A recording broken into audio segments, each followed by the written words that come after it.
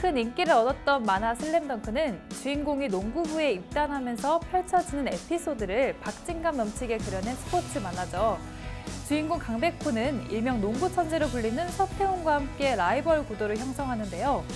서로에 대한 경쟁심 때문에 실제 경기에서는 패스는커녕 서로에 대한 신경전을 벌이는데 급급한 모습을 자주 보입니다.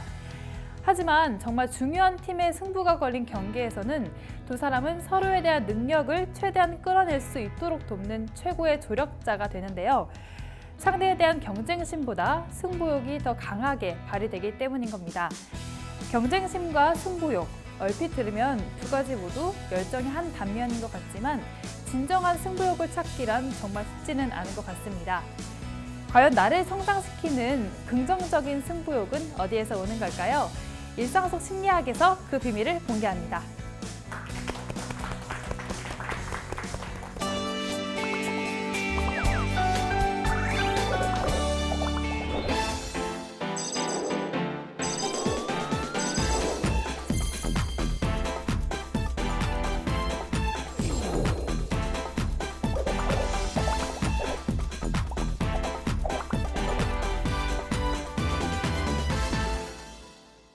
네, 안녕하십니까. 심리 콘텐츠랩 마인드 플레이팅 대표 허용회라고 합니다. 네, 이번 심리학 강연 주제는 승부욕입니다. 자, 승부욕. 네, 흔치 않은 주제죠. 적어도 제가 승부욕을 강연 준비할 때도 그렇고 지금도 그렇고 이 승부욕을 주제로 한 강연은 못 찾아본 것 같아요. 승부욕을 우리가 일상에서 좀 원할 때 발휘할 수 있다면, 내가 열심히 공부해야 될 때, 열심히 뭔가를 만들어야 될 때, 그럴 때 승부욕을 발휘할 수 있다면 얼마나 좀 더 자극이 되고 집중력도 높아지고 여러 가지 동기부여가 될 수 있을까, 얼마나 좋을까, 그런 생각이 들어서 승부욕이라고 하는 개념에 대해서 한번 고민을 해보게 됐고요. 잘 돼서 그 결과물을 여러분들께 보여드릴 수 있게 됐습니다. 자, 승부욕 어떻게 하면 깨울 수 있는지 그 이야기를 한번 해보도록 하겠습니다. 자, 먼저 대전제. 이제 승부욕이 어떻게 만들어지는가, 승부욕이란 뭔가에 대한 이야기를 잠깐 해보고 싶은데, 자, 현대 경쟁과 원시 경쟁의 차이를 통해서 승부욕이 과거의 승부욕과 현대의 승부욕은 어떻게 다른가에 대한 이야기를 해보겠습니다. 진화 심리학에 대한 이야기를 잠깐 해보고 싶은데, 여러분 혹시 진화 심리학 들어보셨나요? 굉장히 생소하죠. 예, 심리학자들 사이에서도 이제 실제로 이거 하시는 분도 별로 그렇게 많지가 않죠.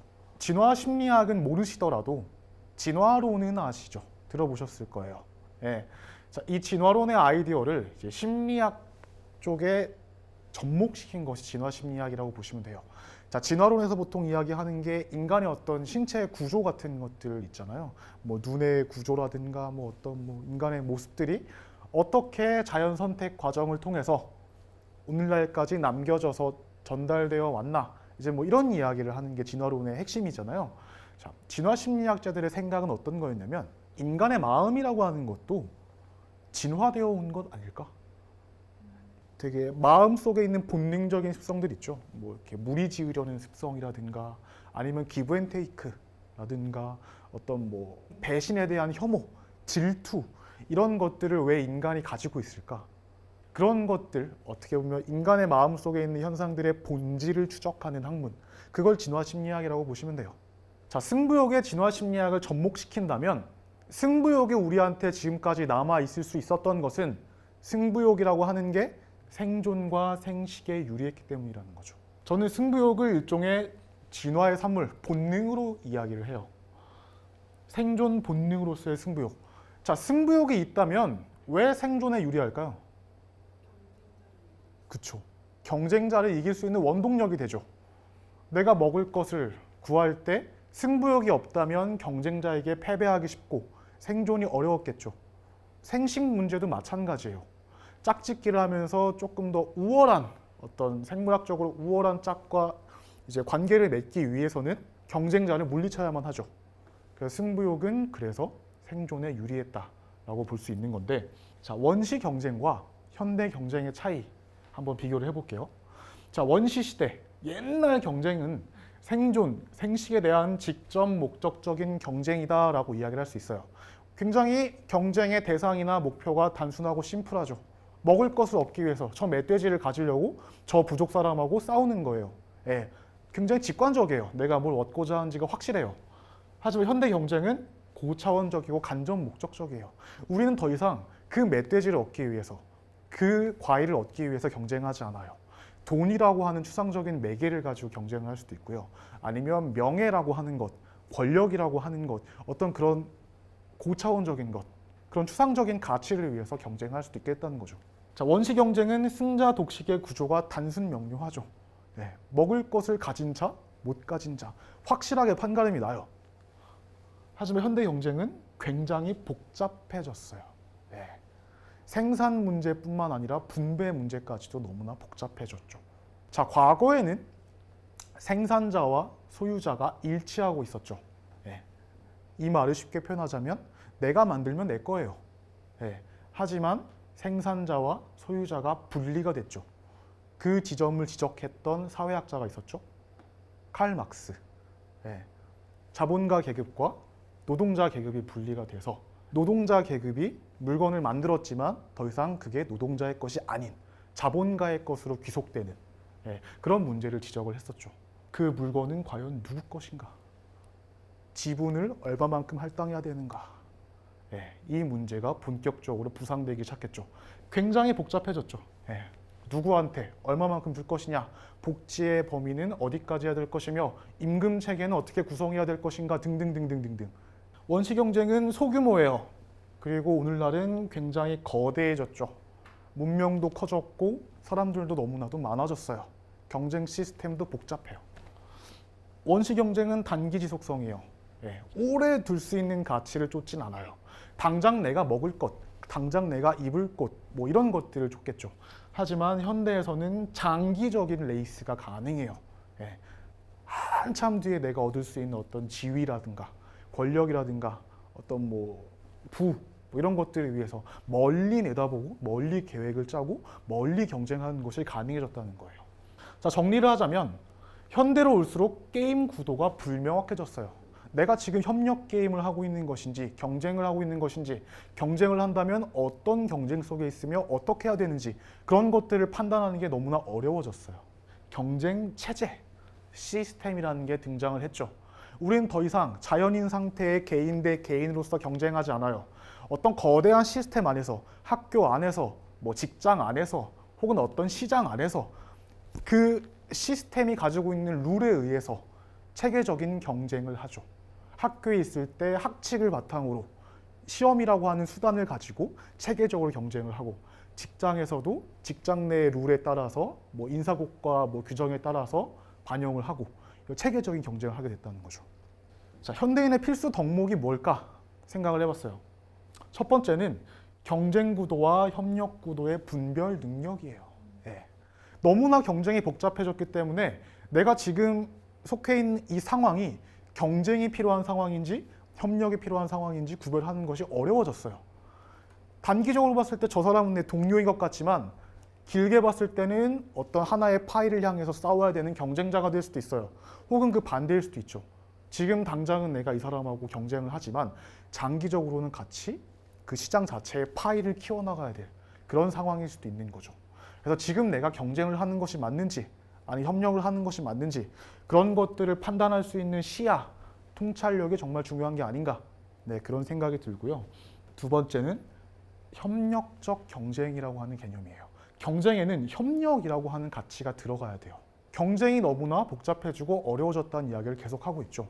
그렇다는 얘기는 더 이상 개개인들이, 파편화된 개개인들이 그 경쟁을 감당하기는 어렵다는 거예요.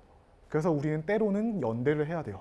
그래서 같이 어떤 거대한 경쟁에 맞설 수 있는 지혜가 필요한 거죠. 협력이라고 하는 가치를 어떻게 경쟁 속에 포함시킬 것인가, 이런 고민이 필요한 거죠. 자, 그렇다면 이제 본론으로 바로 가볼게요. 왜 승부욕이 나타나지 않느냐? 물론 대전제에서 방금 말씀드렸죠. 현대로 올수록 승부욕을 낸다는 게 쉽지가 않다. 경쟁이 너무 복잡해졌다고요. 하지만 좀 우리의 일상에 맞닿게 조금 더 직관적인 이유를 한번 얘기를 해볼게요.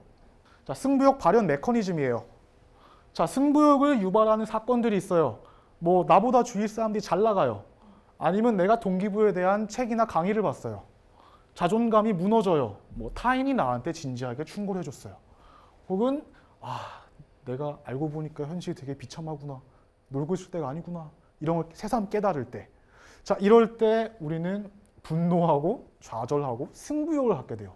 뭔가 이기고 싶은 마음, 잘하고 싶은 마음이 생겨요. 그리고 그것이 나타나죠. 위력으로.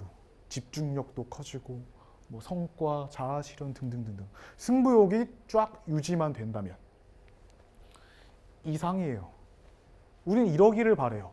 자극을 받았으면 그 자극을 바탕으로 해서 일에서의 성과를 내기를 기대해요. 하지만 현실은 어떤가요? 현실편이에요. 똑같죠?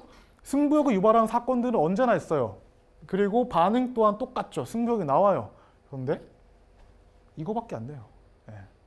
잠깐이에요. 뭔가 그래 나 열심히 해야겠어. 좋아. 하는데 저녁 되면 까먹어요. 그리고 다시 돌아가는 거죠. 도대체 왜 이러냐는 거죠. 왜 이게 오래 안 가냐는 거죠. 자, 저는 이 말이 정답이라고 생각해요. 왕관을 쓰려는 자 그 무게를 견뎌라.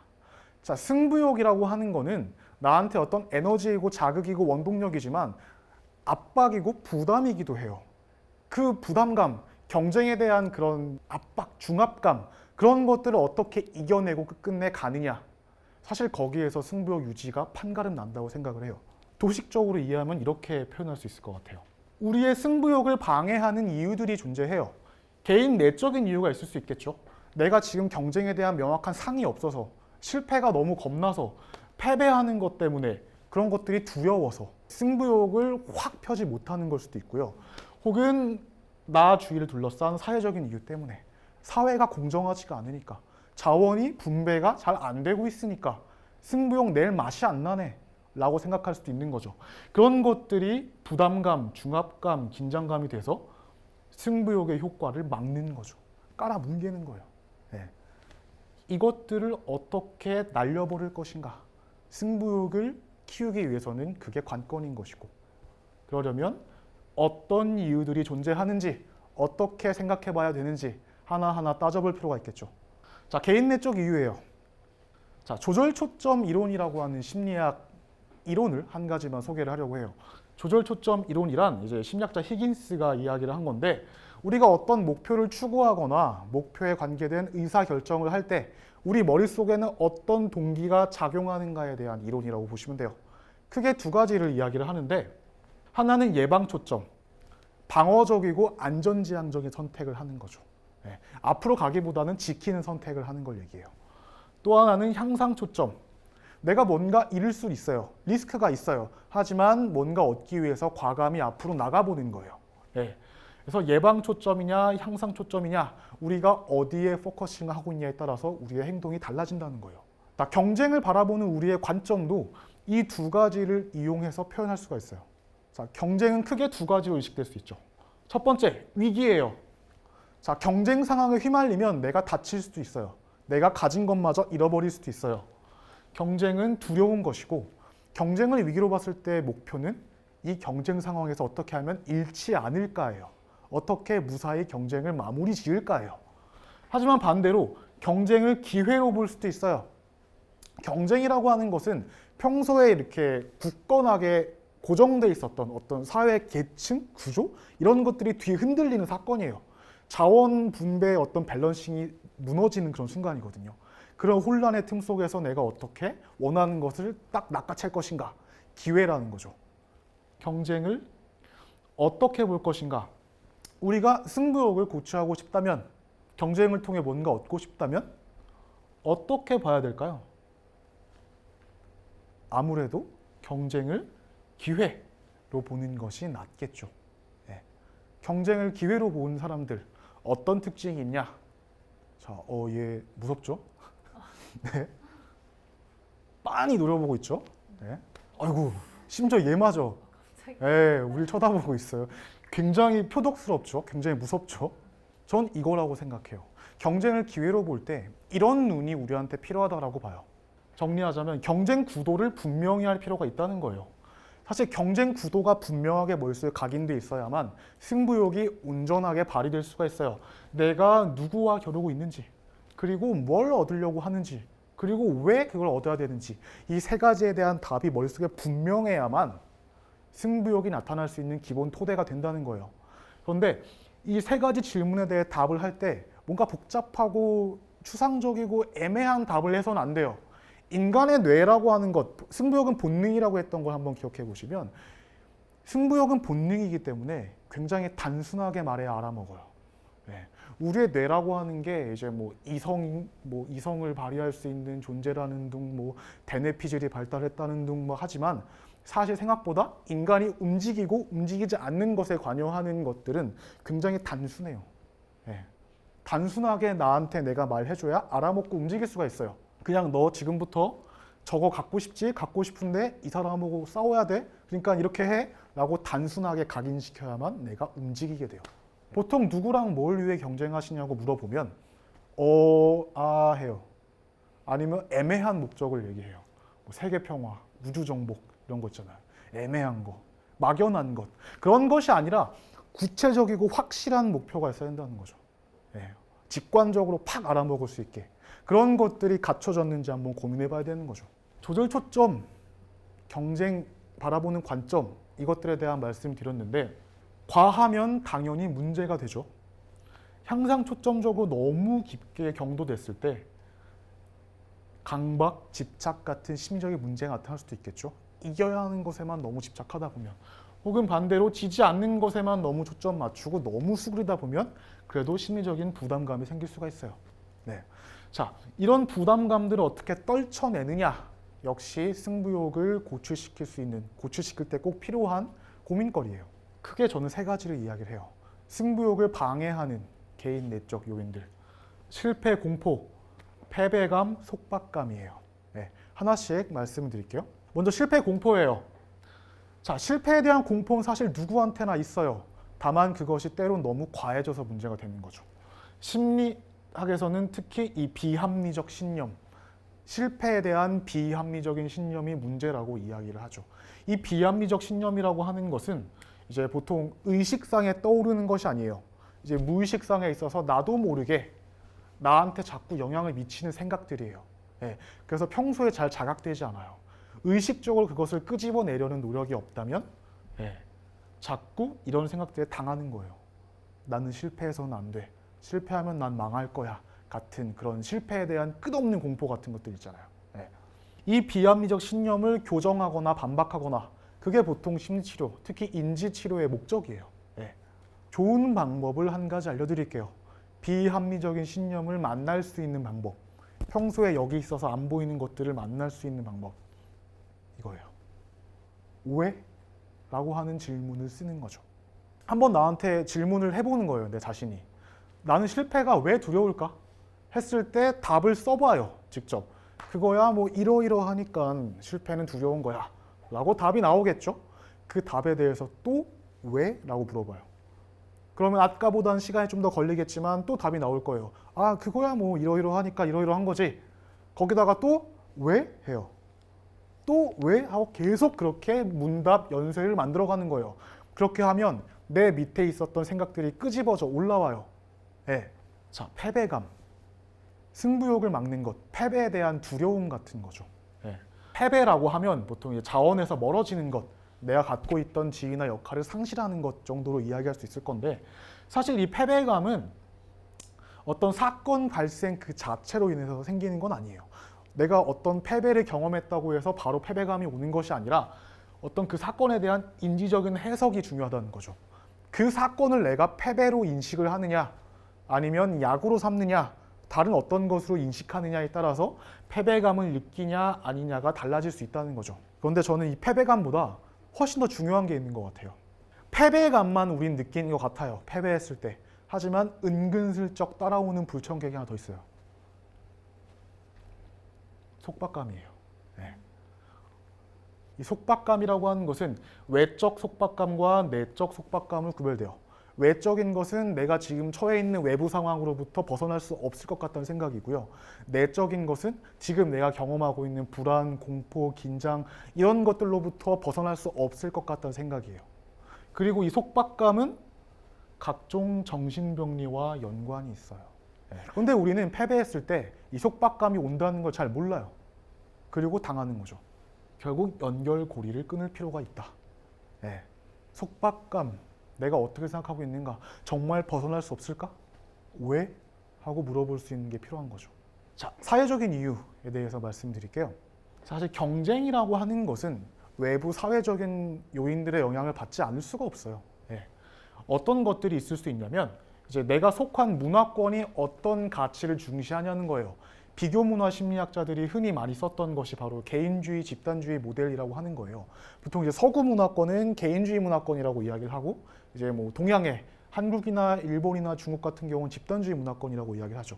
집단주의 문화권은 뭐 개인보다는 뭐 집단의 가치를 더 중시하고 개인의 희생이 뭐 좀 용인되고 뭐 집단의 조화가 더 중요하고 하지만 개인주의에서는 무조건 개개인이 더 중요하고 나 자신의 주체성, 자율성 이런 것들 그런 문화권 차이 그런 것이 경쟁을 바라보는 우리의 인식에 영향을 준다는 거예요.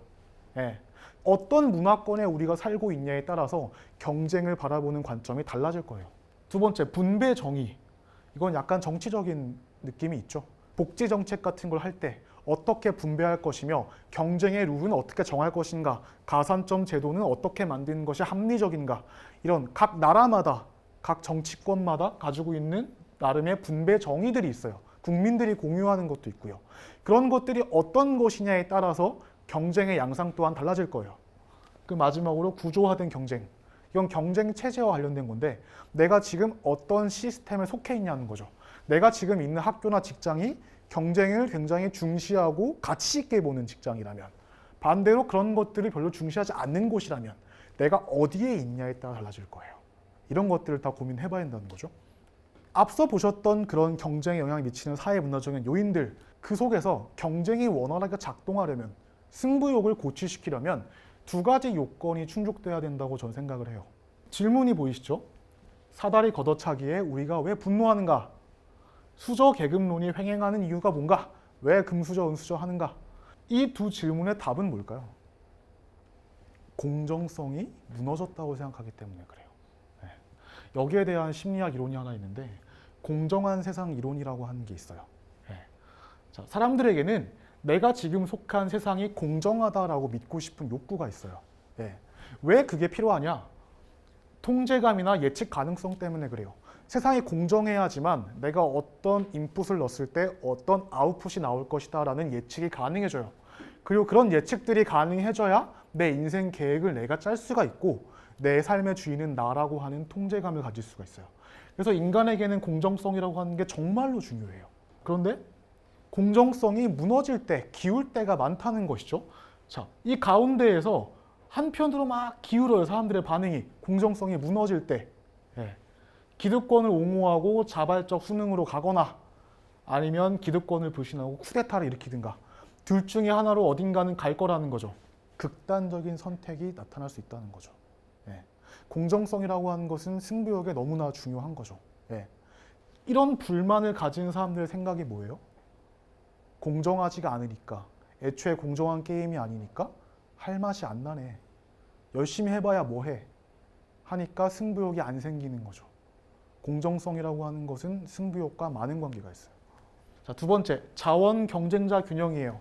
자원 경쟁자 균형이 안 맞는 상황이 너무나 많죠. 원하는 건 너무 부족한데 하고 싶은 사람들은 너무 많아요. 대부분 다 그렇죠. 우리가 지금 경험하는 경쟁들이. 그런 것들을 심리학에서는 과잉 경쟁적인 상황이라고 하죠. 타인에 대한 착취나 모욕을 만들 수도 있고 나 자신에 대해서도 엄청난 희생이나 피로, 스트레스를 만들 수도 있고요.